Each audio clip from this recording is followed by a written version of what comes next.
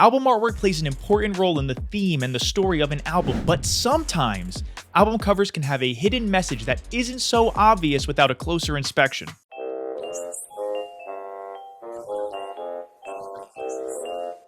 And I have a bunch of different album covers with hidden messages that I am about to show you. First, we have two album covers that were dedicated to the late Capital Steez, who passed away in 2012. Capital Steez was co-founder of the group Pro Era along with Joey Badass, who dedicated his 2013 mixtape Summer Nights to Capital Steez. And if you look closely to the back, you can see Capital Steez's face floating in the water. Now, another album that has something similar in it is the Underachievers' 2015 album Evermore, The Art of Duality. Similar to Summer Nights, you can see Capital Steez's face hidden in the artwork, but this time in the stars, you can see it just below the album's title and to the right of Saturn. The Underachievers are part of a rap supergroup called Beast Coast, which includes them, Pro Era, and the Flatbush Zombies. Now, the Evermore album cover has way more than just an ode to Capital Steez in it, and this one's going to take the longest to dissect in this video, so buckle in. If you again look at the stars and look just to the left of Mars, you can see ASAP Yams' face is also hidden in the stars. Although I'll be honest, I personally do struggle a little bit to tell that it's ASAP Yams. I can see it's a face,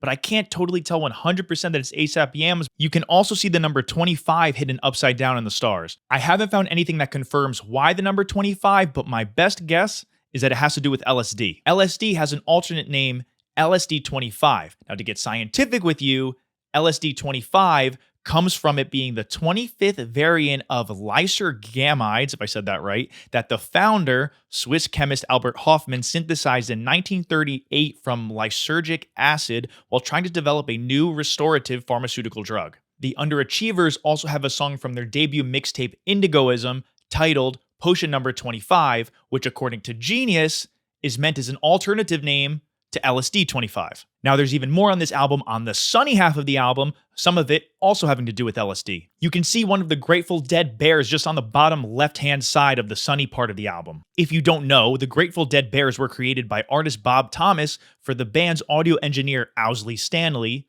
whose nickname was Bear. The bears were first used on the back cover of a live album compilation that Bear Stanley put together, appropriately titled Bear's Choice. Now, there's one more notable fact about Bear Stanley. He was also a chemist and was the first known private individual to manufacture mass quantities of LSD and distributed it across the United States in the 1960s, resulting in another nickname he received from the media, the Acid King. Now let's turn the artwork upside down again like we did for the number 25, and if you look on the sunny half of the album, you can see that there is a lion hidden in the rays of the sun. Now there's one more big thing on this album cover. If we look at the apartment building in the back right, you can see that there are the four symbols from Led Zeppelin's fourth album, Led Zeppelin IV, which came out in 1971. Now if you aren't familiar with Led Zeppelin or these symbols, each symbol represents a member of the band as they chose a personal emblem for the album cover that they felt most represented themselves. Guitarist Jimmy Page's symbol was the Zoso symbol, which has the most mystery surrounding it because he never confirmed its actual meaning. People believe that it originates from a symbol in a 1557 book by mathematician J. Cardan called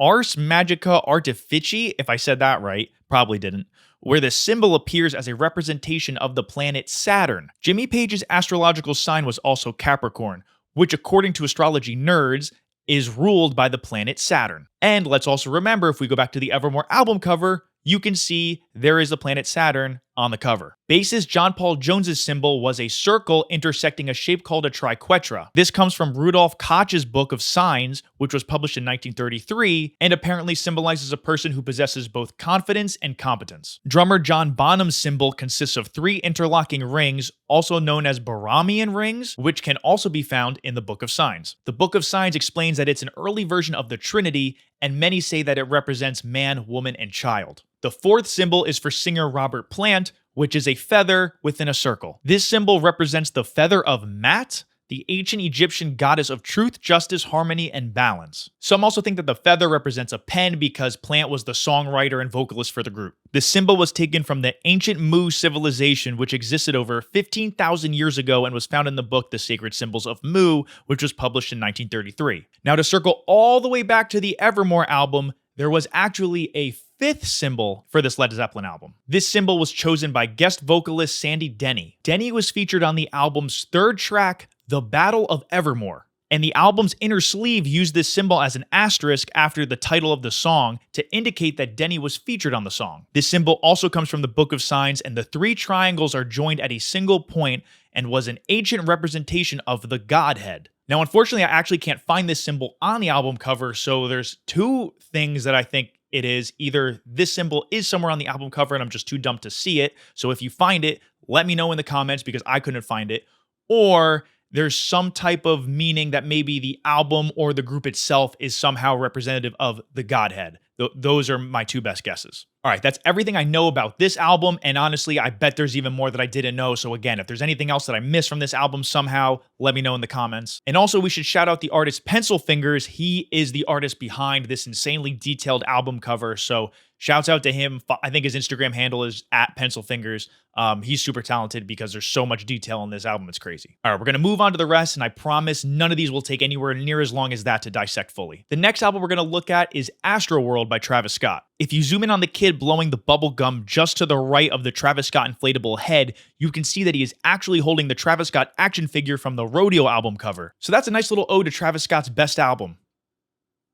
Now we have Yay by Kanye West. I have no idea if this one is intentional. My guess is that it is. If you look at the cover and squint, the outlines of the words look like the letters Y and E, spelling the album's title, Yay. So go ahead, do it, squint and look, and you can see, I see it at least when I do it, you can see there's a Y, capital Y, and a capital E.